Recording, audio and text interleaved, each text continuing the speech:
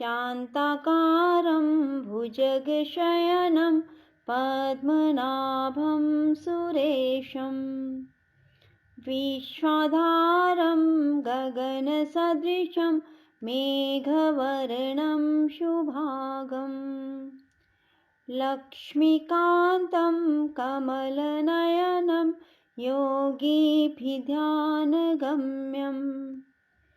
वन्दे विष्णुं भवभयहरं सर्वलोकैकनाथं। राधे राधे मेरे प्यारे भाइयों बहनों माताओं व बंधुओं, संस्कार की बातें चैनल में आपका स्वागत है। बंधुओं, आज मैं आपके लिए लेकर आई हूँ माघ मास महात्म की कथा का 21वां अध्याय। बंधुओं, जिसे सुनने मात्र से भगवान शिव शंकर भोलेनाथ और विष्णु भगवान की आप पर विशेष कृपा होगी। बंधुओं, आपके यहाँ स्थायी लक्ष्मी का वास होगा। बंधुओं, कथा को पूरी सुने, सच्ची निष्ठा और पूर्ण विश्वास के साथ ही सुने। बंधुओं, यदि आपने हमारे चैनल को अब तक सब्सक्राइब नहीं किया तो जरूर करें और बेल आइकन दबाना ना भूलें, ताकि आपको हमारी आने वाली सभी वीडियोस की जानकारी सबसे पहले हो सके। बंधुओं, वीडियो को पूरी सुनने के बाद कमेंट बॉक्स में जय शिव शंकर भोलेनाथ, जय विष्णु भगवान जरूर लिखें।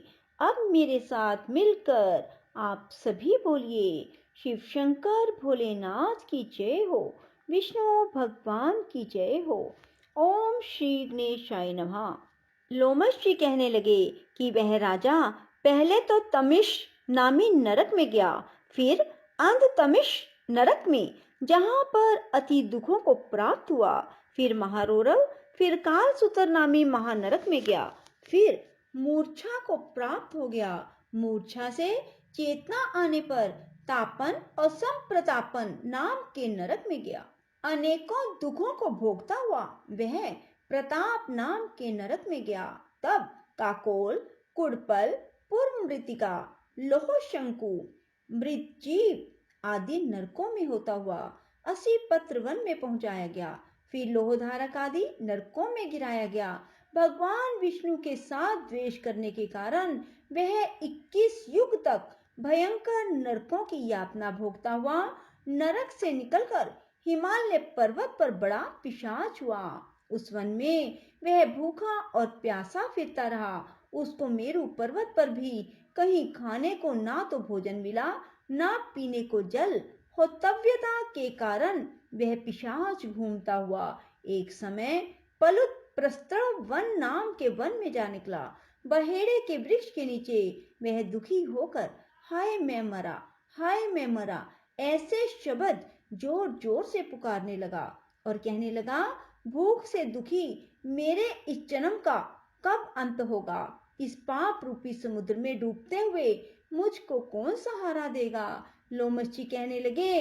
इस प्रकार वेद पाठ करते हुए देवद्युति ने उसके दुख भरे वचनों को सुना और वहां पर एक पिशाच को देखा, जिसकी लाल डरावनी आंखें, दुर्बल शरीर, काले काले ऊपर खड़े बाल, विकराल चेहरा, काला शरीर, लंबी सी जीभ बाहर निकली हुई, लंबे ओंठ, लंबी जांघें, लंबे लंबे पैर, सूखा चेहरा, आंखों में पड़े गड्ढे वाले पिशाच को देखकर देवद्युति ने उससे पूछा कि तुम कौन हो और ऐसी करना से क्यों रोते हो? तुम्हारी ये दशा कैसे हुई?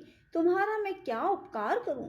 मेरे आश्रम पर आ जाने से कोई प्राणी दुखी नहीं रहता और वैष्णव लोग आनंद ही करते हैं। सो हे भद्र, तुम अपने इस दुख का कारण जल्दी कहो, क्योंकि विद्वान मनोरथ पाने के लिए विलंब नहीं किया करते। ऐसे वचन सुनकर प्रेत रोना बंद करके विनीत भाव से कहने लगा, हे द्विज, किसी बड़े पुण्य में मुझको आपके दर्शन हुए हैं। बिना पुण्य के साधुओं की संगति नहीं होती। फिर उसने पहले जन्म का वृतांत कहा। भगवान विष्णु के द्वेष के कारण मेरी यह दशा हुई है। जिस हरि का नाम यदि अंत समय में मनुष्य के मुख से निकल जाए तो मनुष्य विष्णु पद को प्राप्त होता है। जो सबका पालन करता है उसी से मैंने द्वेष किया। यह सब मेरे कर्मों का दोष है, जिसकी ब्राह्मण तप द्वारा प्रार्थना करते हैं। ब्रह्म आदि देवता, सनकादिक ऋषि जिसको मुक्ति के लिए पूजते हैं, जो आदि मध्य और अंत में विश्व का विधाता और सनातन है, जिसका आदि मध्य और अंत नहीं है, उस भगवान के साथ मैंने द्वेष किया। जो कुछ पुण्य किए मैंने पहले जन्म में किए थे, वह सब विष्णु की द्वेष रूपी अग्नि में भस्म हो गए। यदि किसी प्रकार मेरे इस पाप का नाश हो जाए तो मैं भगवान विष्णु के सिवाय किसी और देवता का पूजन नहीं करूंगा। विष्णु भगवान से द्वेष करके मैंने बहुत दिनों तक नरक यातना भोगी और पिशाच योनि में पड़ा हूँ। इस समय मैं किसी अच्छे कर्म के योग से आपके आश्रम में आया हूँ, जहाँ पर आपके सूर्य रूपी दर्शन ने मेरे दुख समान अंधकार को दूर कर दिया। अब आप कोई ऐसा उपाय बताइए जिससे मेरी यह पिशाच योनि दूर हो, क्योंकि सज्जन पुरुष उपकार करने में देर नहीं करते। देवद्युति कहने लगी कि यह माया देवता, मनुष्य, असुर सबकी समृद्धि को मोहित कर देती है, जिससे धर्म का नाश करने वाला द्वेष उत्पन्न हो जाता है। जगत के उत्पन्न करने, रक्षा करने, नाश करने वाले जो सब प्राणियों की आत्मा है, उनसे भी लोग द्वेष करते हैं, और जिनके अर्पण करने से सभी कर्म सफल होते हैं, उनकी भक्ति से मुख मोड़ने वाले मूर्ख कौन सी गति को प्राप्त नहीं होते। चारों वर्णों का वेदोक्त हरि का भजन करना ही उत्तम है, अन्यथा कुमारक पर चलने वाले मनुष्य नरक के गामी होते हैं। इसी कारण वेद विरुद्ध कर्मों को त्यागना चाहिए। अपनी बुद्धि से बचे हुए धर्म के मार्ग पर चलने से मनुष्य परलोक के पद का भी नाश करते हैं। वह वेद, देवता, ब्राह्मणों की निंदा करते हैं। झूठे मन कल्पित शास्त्रों को मानने वाले नरक में जाते हैं। देवादि देव विष्णु से विमुख होने वाले नरक में जाते हैं। जैसे द्रविड़ देश का राजा नरक में गया, इसी कारण इनकी निंदा नहीं करनी चाहिए और वेद में ना कही गई क्रिया को भी नहीं करना चाहिए। लोमशी कहने लगे, ऐसा कहने पर मुनि ने पिशाच को सुमार्ग बतलाया कि माघ मास में तुम प्रयाग में जाकर स्नान करो, उससे तुम्हारी यह पिशाच योनि समाप्त हो जाएगी। माघ मास में प्रयाग में स्नान करने से मनुष्य पहले जन्म के सब पापों से मुक्त हो जाता है। वहां पर स्नान करने से मुक्ति प्राप्त होती है। इससे बढ़कर और कोई प्रायश्चित नहीं। संसार में यह मोक्ष और स्वर्ग का खुला दरबार है। गंगा और यमुना का संगम त्रिवेणी संसार में सबसे उत्तम तीर्थ है। पाप रूपी बंधन को काटने के लिए यह कुल्हाड़ी है। कहाँ तो विष्णु, सूर्य, तेज, गंगा, यमुना का संगम त्रिवेणी संसार में सबसे उत्तम तीर्थ है।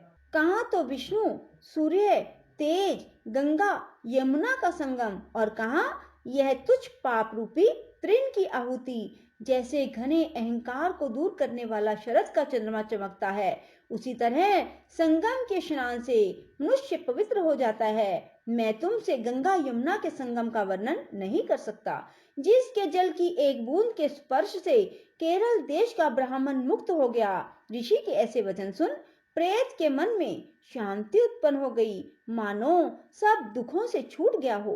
बोलो विष्णु भगवान की जय हो, शिव शंकर भोलेनाथ की जय हो।